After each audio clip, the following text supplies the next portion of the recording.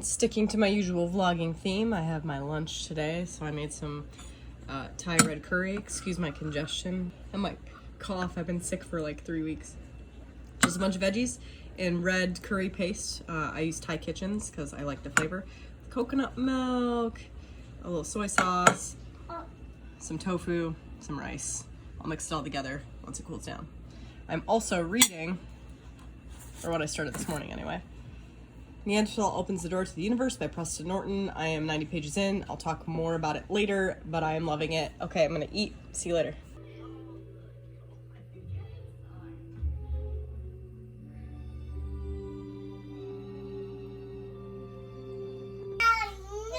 I sat in front of my tree to film this update because I felt like it was festive for the Tis the Seasonathon.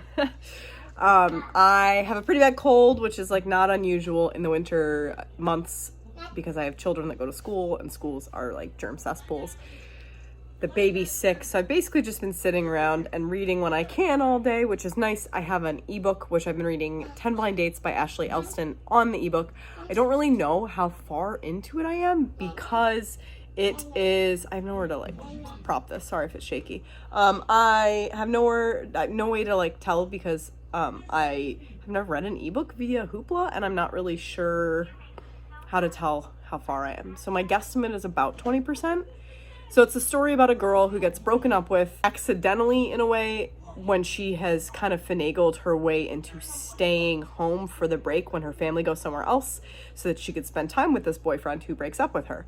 So her family, which is huge and extended and very much in everybody else's business, decides that, well, her grandma specifically decides that everyone's going to set her up on 10 blind dates. The family like fights for position to pick dates over the holidays. The last date will be on New Year's Eve, and that is with the grandma's choice. So our main character doesn't have any clue who these people are before she goes to these dates. She only knows which family member has chosen them, and the morning of the dates, she finds out where and when the date will be happening, time-wise and location. So I am on I just finished date 2. I am loving it. I actually started it last night, technically, because I was laying in bed, and I was like, you know what, I can't fall asleep. I'm going to read a chapter. I'm going to read a chapter of this book, because I have it on ebook. And then I read 2 chapters because I couldn't put it down. I was enjoying it that much. So hopefully that momentum keeps up. The second date was a little bit goofy. So we'll see. I'm enjoying it a lot so far. I didn't expect to. I wasn't going to read it. And here we are. I'm also reading Neanderthal Opens the Door to the Universe by Preston Norton. It has nothing to do with the holidays. It's actually a very, very depressing book. But the main character is so funny, and the way this is written is literally so well written and so funny. The hard topics, which involve suicide and loss of a family member and bullying and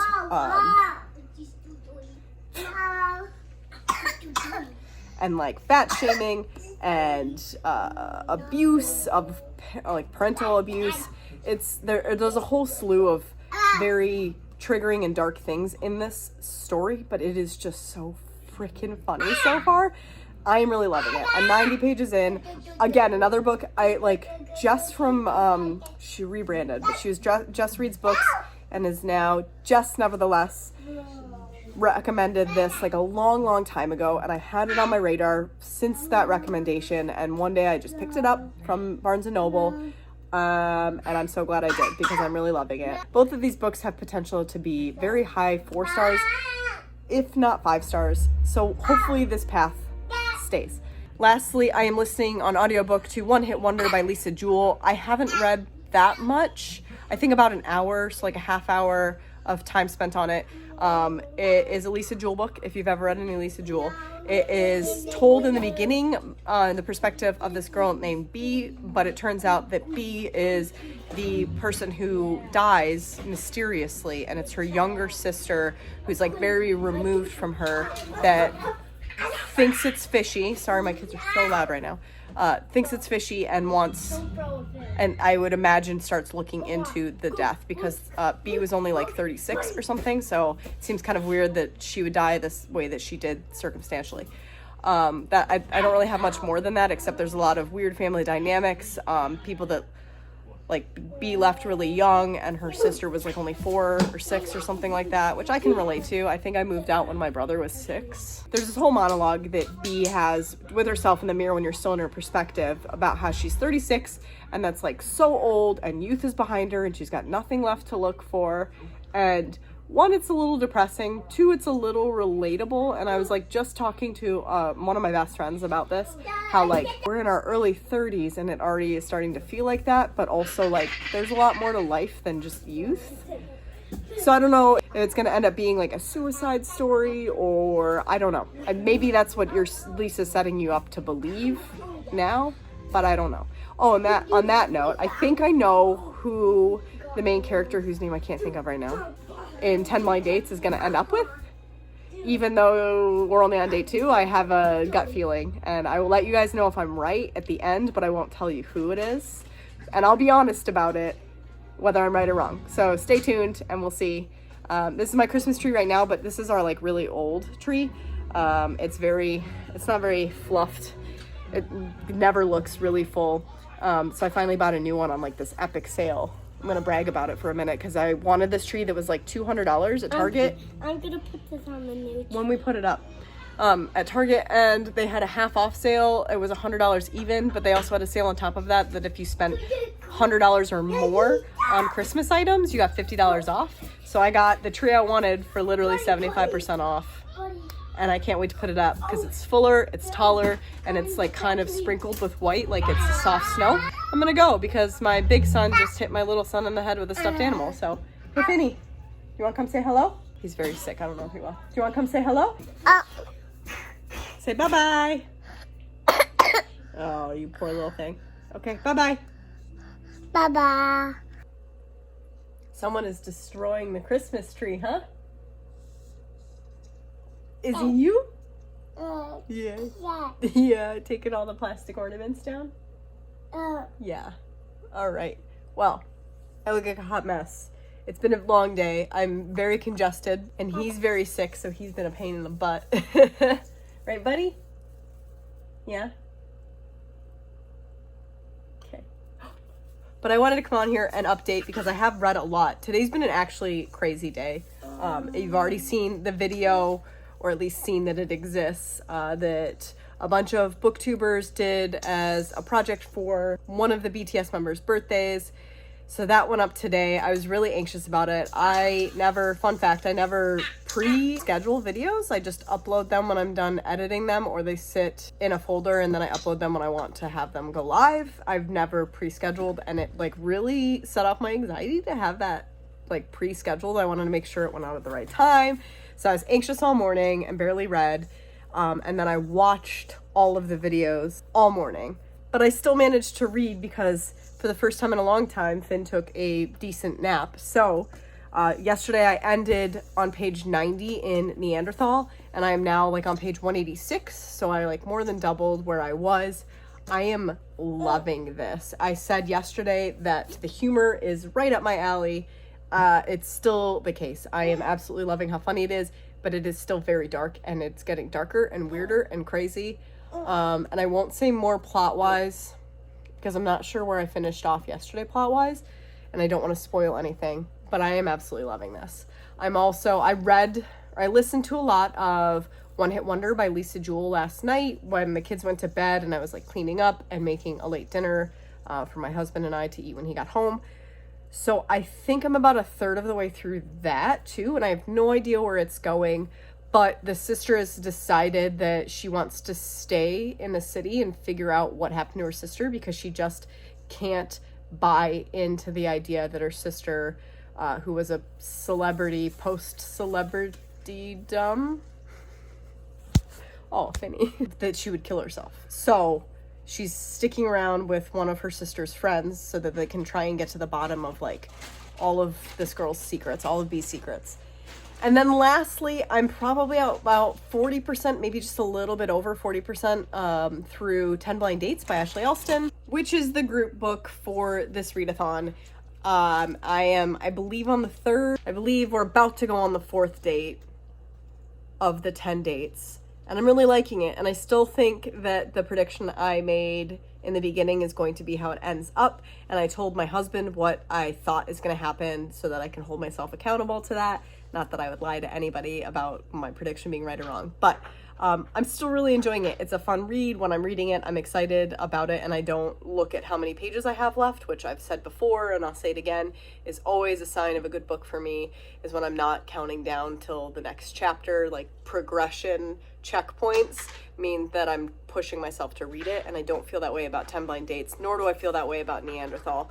And One Hit Wonder is not as good comparatively, but it's nice to have playing in my head while I'm doing things that otherwise would feel like I'm spending time doing things I don't like dishes and cooking and prepping food and that kind of stuff.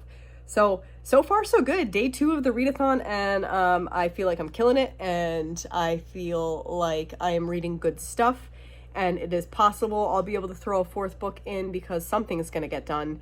And I know I got a hold and I asked the library to get a copy of The 10,000 Doors of January by, I want to say, Alex E. Harrow. It doesn't really fit any prompts. I might save it to Fantasy-a-thon because I believe I get it for 14 days, 21 days. I don't know. But maybe I'll read it. Maybe I won't. Maybe I'll throw Dig In by A.S. King. I don't really know what I'm going to do. We'll see. My kids are going to be home on the bus soon, so I got to go. If I read more tonight, it'll probably be 10 Blind Dates or One Hit Wonder. I probably won't read any more Neanderthal because once the kids get home, the house becomes chaos and I can't pick up a book. And I don't like to pick up a book when they're home because I feel like I'm ignoring them. In any case, that's my update. I'll see you guys in the next update, likely tomorrow, maybe. I don't even know. It's Tuesday. Happy birthday, Jin. Bye.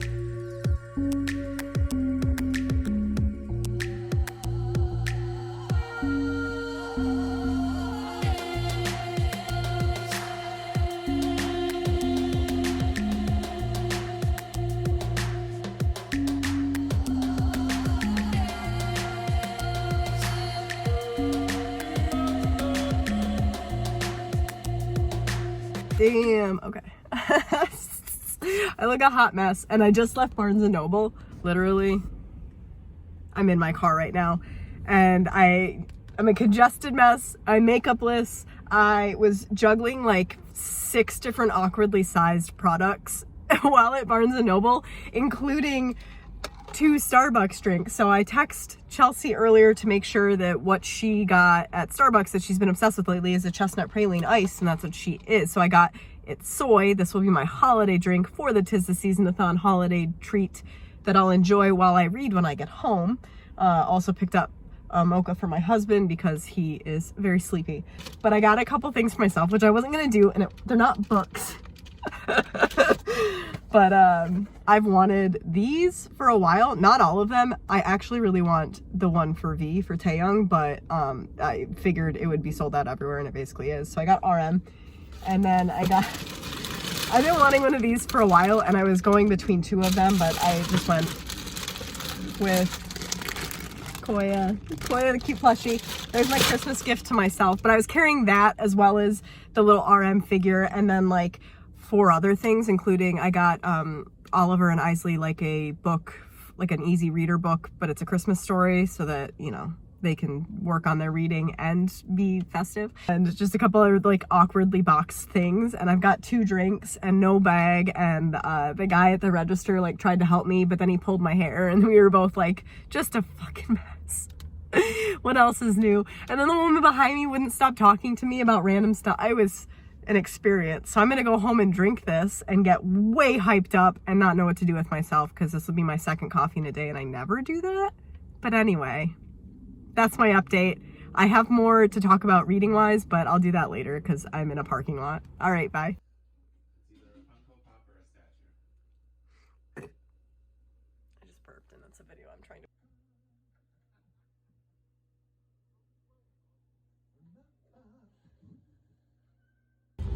I have 1 whole chapter left of 10 Blind Dates, but these kids had to come home and need their advent calendar chocolates and their homework. Right? Mm-hmm. No, you don't want to do your homework. You never want to do your homework. All right, say, we're gonna do our homework fast so Mom can finish the book. Yeah? All right, bye. It's been over 4 years since Love Alarm was first launched.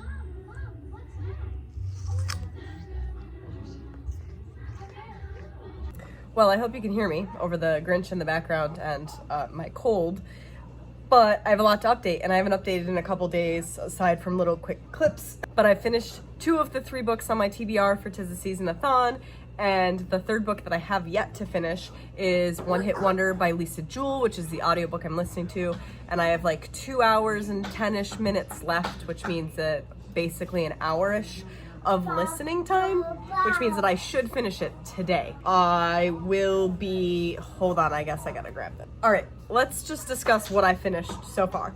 So last night I finished 10 Blind Dates by Ashley Elston. I absolutely loved it. It wasn't very deep or like life-changing or anything like that, but it was exactly what I needed, and that is just a fluffy contemporary YA romance. Super, super cute. I said earlier that I had 100% confidence that I knew who she'd end up with, and I was completely right. So it was incredibly predictable, but in like the right kind of way where you're rooting for it to happen the whole time. So that's not a spoiler because I didn't give any names, but know in advance that it's just a fun ride. It wasn't really deep, and all the separate dates were a lot of fun, and the relation to the relatives that picked the dates was perfect. I really just adored it. And I have no, like, that I can think of, there's not really any trigger warnings off the top of my head. Yeah, I can't think of any. So really good, kind of funny sometimes. I give it 5 stars. It was everything that it should have been. So then my next book that I finished today is so good. Also a 5-star.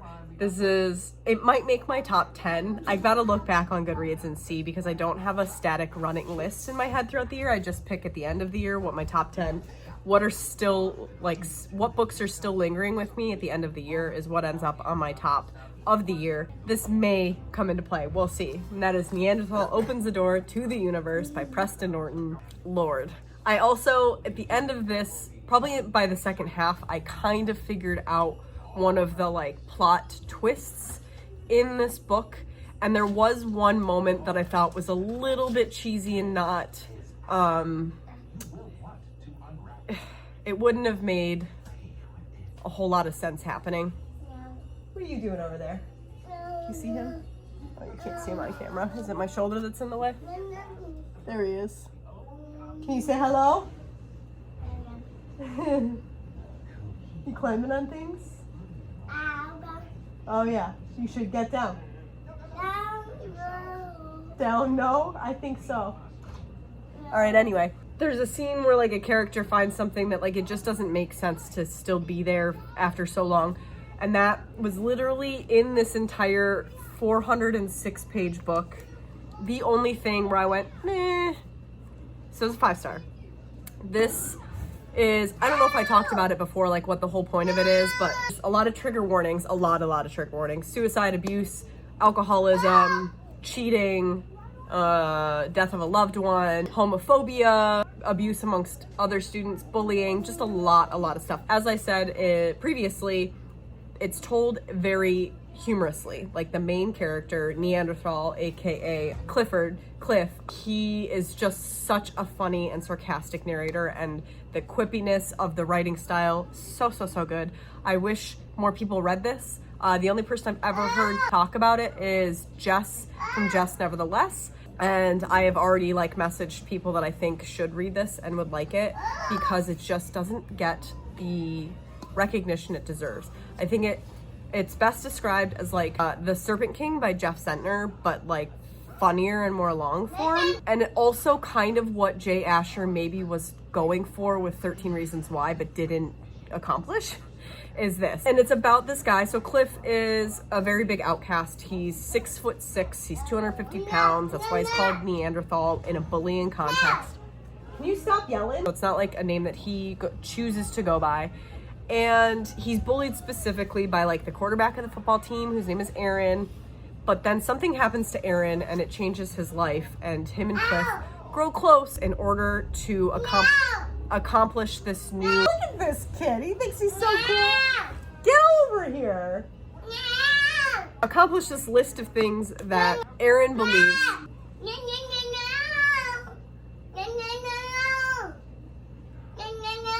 Accomplish this list of things that Aaron has come up with, 5 things long, and he brings Cliff in to help him because I don't want to give it away. So the story is about growth, it is about changing your perspective, it's about the meaning of life, and it's about how much better life would be if people just treated each other better. Can't recommend it enough. Total 5-star. I hope that if you're watching this, you do pick this up, and if you do pick this up, I would like to hear how you felt about it, if you do and read it, because I want to talk about it. I really, really liked it. So because that's done, I finished a physical book. This wasn't on my TBR, but it is a book that I put on my like before the end of your TBR. I don't know where it'll fit in terms of the prompts, but I want to read Dig by A.S. King, so I am going to start it. I already took the cover off, which means business. So I'm going to start that today, perhaps. Really depends on Mr. Yelly over here and whether he'll take a second nap.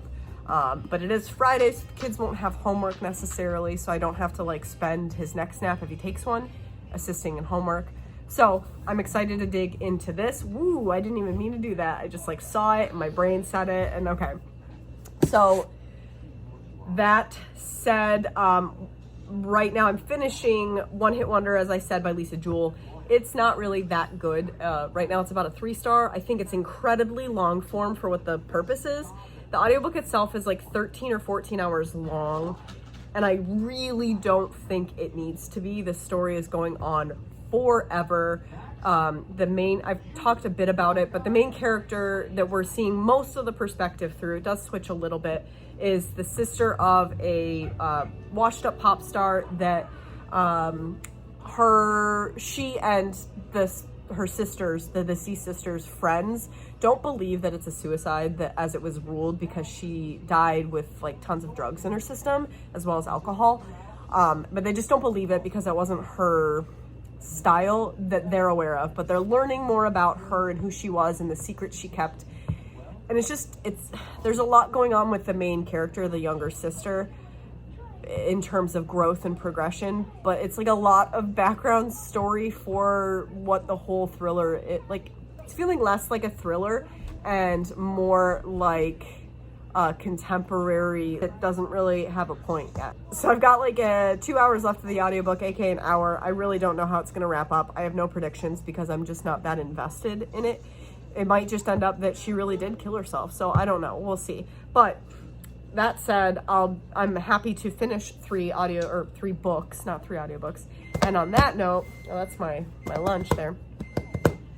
On that note, I did get my Book of the Month Club picks today. It's a giant ass box. I don't think the 2 add-ons I picked, I got all 3 this month, are that big, but I know that my main book, which is a book I've read before, is kind of thick. Oh, okay, it is. Okay. If you've been around for a while, you won't be shocked by my main pick. I'm really excited because I haven't bought it yet, even though it's probably one of my favorite books of this year.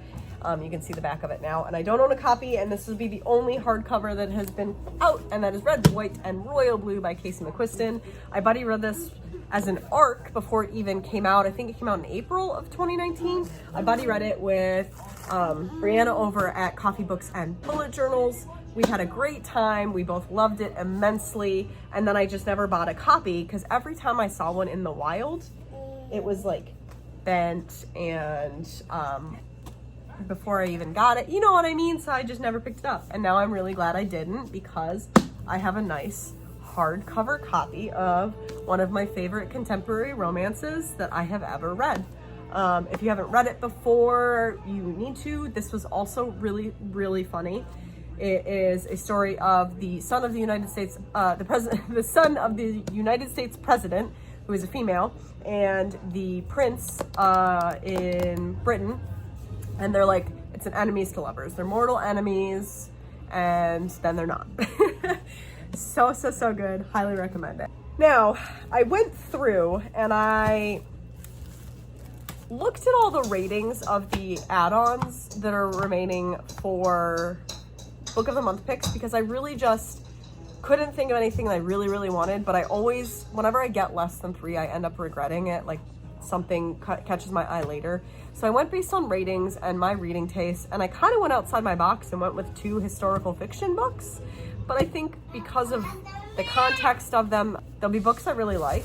And one is The Downstairs Girl by Stacey Lee, which is a YA novel. So it's a historical, whoa, I just hit myself in the face. Historical YA literary fiction, I'd say. Like, this is about a girl who is like a servant to someone's rich child, and that's her day job. But at night she writes, thank you, buddy. I'll put it on the tree in a second. She writes newspaper articles, and it tackles like political stuff and about the racism that exists. I don't know what, it doesn't say what year it takes place, but she receives a lot of backlash for it, and that's what happens from there, is the backlash and how she deals with it. I haven't seen a lot of people talk about this, so I guess when I do read it, I'll let you guys know. And then secondarily, I really liked the cover of this. I've seen the paperback. It is an adult historical fiction. So I got Pachinko by Min Jin Lee. This is a story about a Korean family, and it follows them like from the early 1900s through a couple generations. And one of the generations moves to Japan to start a new life with their spouse. And it's about the like criticism and harsh reality they face in Japan through poverty and just harsh treatment because they're Koreans exiled to Japan. They're living a completely different life. I, again, haven't heard a whole lot about it, but I don't follow a lot of people that read a lot of historical fiction, so I'm really, really intrigued. I don't know when I'll get to it. It is quite a thick book. This is why the box is so big, this and red, white, royal blue. But this cover is really, really pretty, and I like it a lot more than I liked the paperback, so when I saw it, I was like, I know that I'll probably appreciate this when I do get to it, so I got it. So those are the 3 books I got from Book of the Month Club. That is my update for Tis the Seasonathon. I'm at 15 minutes. A lot of that'll get edited out because it's my son making a lot of noise. But I need to go make my lunch, or finish making my lunch, because that beeped forever ago. And I will check in with you guys later when I finished One Hit Wonder. I don't expect good things though, so I'll see you later. Bye.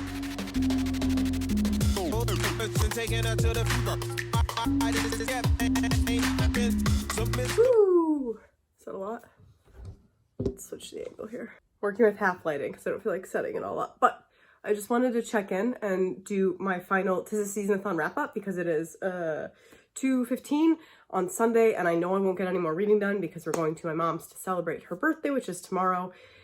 But I finished a lot of books, so I'm okay with it. All the books I'm currently reading, at least for Tis the Seasonathon, are done. And so let's talk about the 2 books I finished in the last 2 days, because one of them is amazing and the other one, it was okay. So last minute I threw on, because I finished books faster than I expected to this week, I threw on Dig by A.S. King, which was a book that I kept talking about, and I wanted to get it done before the end of 2020. Before the end of 2019, before 2020. Oh my god, once I picked it up, I couldn't put it down. Literally, I read a lot yesterday, and I finished the last like 50 pages this morning. This story, it has a lot of trigger warnings. There's murder and major depression and anxiety and terrible familial units, parents that were neglectful or standoffish, lots and lots of racism, but there's a point to it all. And it has a lot of roots in the idea that the South still suffers from a lot of rampant racism against Black people specifically. And it was just such a stellar book. It was written so well. Have you ever read a book and thought like this was written for me, like the audience, I am the audience that this book was written for? I've got all these shadows in my face. This is it. This is it. It was told so whimsically and like odd, and I think that if you like the Raven Cycle, you'll definitely like this, and even if you don't like the Raven Cycle, you might like this. It's a YA because it does follow a bunch of different teenagers and all of the things that they have to deal with in their families and questions that are unanswered, and you're also following these 2 elderly people who have like 5 kids of their own that are grown adults with kids, and it all kind of centers around a potato farm that no longer exists, which I guess is probably what this is. Potatoes. I always thought they were like some cellular thing. I had no idea what I was getting into when I started this book. I just know that that two people that I watch and trust, Chandler at Chandler Ainsley and Lala from Books and Lala, love this book, love this book, love this book. And I highly recommend it. If you haven't read it, read it, please read it. And then let me know what you think of it, because I absolutely adored it. 5 stars. And then last minute, I also picked up We Met in December, and the name of the author is escaping me because I got it on Hoopla, so I listened to the audiobook. Whenever I'm not looking at the author's name, I always forget what their name is. It was a contemporary romance, adult romance, about a soon-to-be 30-year-old having broken up with her like long-term boyfriend and moving into a flat with a bunch of other people her age that are all trying to figure out their own things, career and love-wise, and the crush she develops on the one male roommate in the flat. And it was cute. It was cutesy. There wasn't a whole lot of depth to it. The author tried to put in some personal stories that made you connect more with the main character. Her name was Jess. You got it told in dual perspective from Jess, and Alex is the male roommate. So you got their stories back and forth a little bit, and it was very much like a cat and mouse game. Like, they both liked each other, but they didn't really know how to go about it, and they didn't want to break like roommate code and all this stuff. I didn't really like Alex very much, nor did I really care for his storyline. And it was just a fluffy, Christmassy, it wasn't even like Christmas based, but it did happen. We met in December, they met in December. So it, I'd count it as a holiday read. So let's go over snow on the cover. I cheated a little bit, although now that I read We Met in December, I think there is snow on that cover. So we'll count that, but I had put Neanderthal Opens the Door to the Universe because there were like snowy things, which I figured were stars and ended up being stars. So there you are. Holiday themed. 10 Blind Dates by Ashley Elston had been my choice because that was the group book, but I also read We Met in December, so that counts. Book I received as a gift, I counted Neanderthal Opens the Door to the Universe because it was a gift I gifted myself through my husband. It was his idea to go pick a book, so I counted that as my gift. And then the group book 10 Blind Dates, and then I'm forgetting the one book that I read for the prompt, which was a book that had a title related to music. I chose One Hit Wonder by Lisa Jewell, and I don't think I talked much about it except when I was reading it, but I did finish it yesterday, and that's why I picked up We Met in December. And that book was not what I expected, because Lisa Jewell is primarily a thriller writer, and there was a level of mystery to this, but it read a lot more contemporary. And if I had known that going in, maybe I would have liked it more than I did. I gave it 3 stars. It really is about the character growth of the remaining sister that's trying to figure out whether her older sister committed suicide or if her death was accidental. And it's about her leaving behind the life that she's kind of a slave to because her mom's agoraphobic, and she's 25, the girl, and she's like basically existing to serve her mother. And she doesn't have a relationship. She's only had one boyfriend. He was long-term and he was kind of shitty. And so she, for the first time in her life, has gone to London to figure out why her older half-sister is dead, and ends up living a life of her own and realizing that she's got more to live for than just being her mother's maid. If I had known that going in, if I hadn't expected it to be a thriller, I could have liked it more, but as it was, I didn't expect that. So it went on a long time before I realized, wait a second, this is not a thriller. So 3 stars. That is it. That's what I read. So that's 1, 2, 3, 4, 5 books in a week. That's a lot for me. Wow. Wow. I am impressed with myself.